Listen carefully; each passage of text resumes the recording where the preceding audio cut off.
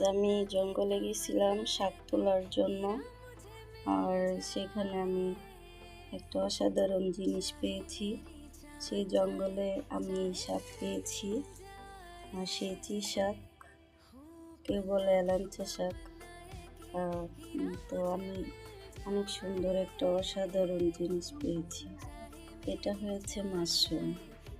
আর এটা সেই জঙ্গলে একটা অনেক দিন ধরে একটা গাছের ডুম পড়েছিল, সেই ডুমটা থেকেই এটা সৃষ্টি হয়েছে। এটা অনেক সুন্দর। এটা হয়তো পাহাড়িরা দেখলে খেয়ে ফেলতো, বাট আমি কিন্তু খাবো না।